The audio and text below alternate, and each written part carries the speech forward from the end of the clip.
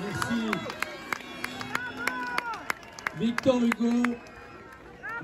Hugo disait « La liberté, c'est le droit, l'égalité, c'est le fait, la fraternité, c'est le devoir. » Eh bien, ils ont brisé la liberté, ils ont brisé l'égalité et ils nourrissent la division des Français, ils tuent la fraternité entre nous. Et ce rassemblement est beau, il est beau et je vous remercie tous, notamment les organisateurs. Il est beau parce que nous prouvons que ceux qui veulent rassembler, ceux qui veulent unir, ceux qui croient en la France libre, c'est nous. Et ce sont eux qui sont les diviseurs, ce sont eux qui cassent la France, ce sont eux qui l'abîment. Le pass sanitaire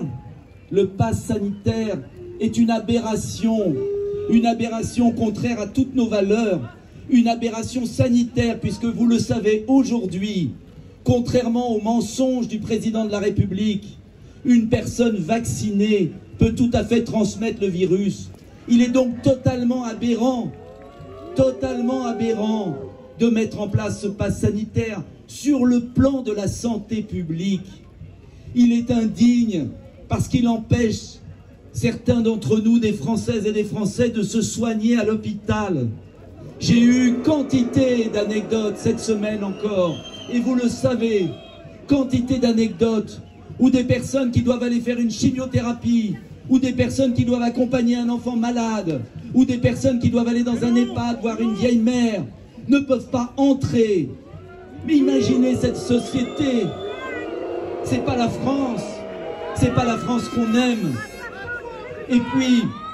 Et puis, ce pass sanitaire, il est en train de détruire complètement, on l'a vu avec les restaurateurs, notre économie.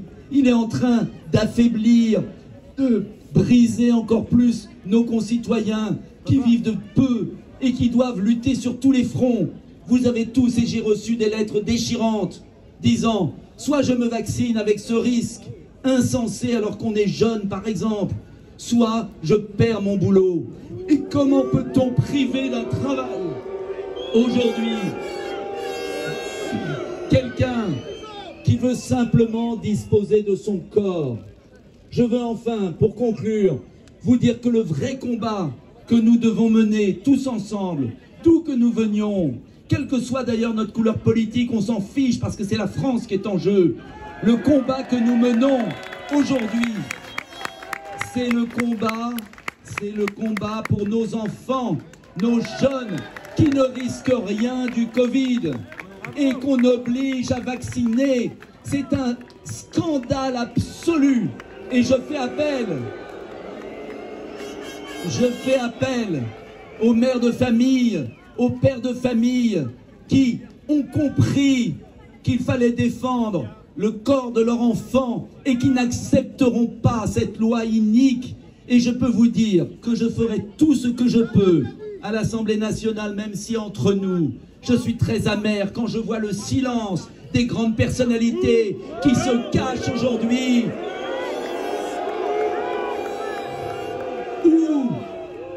Où sont passés les grands intellectuels français? Où sont passés les leaders syndicaux? Où sont passés les députés? Où sont passés les sénateurs?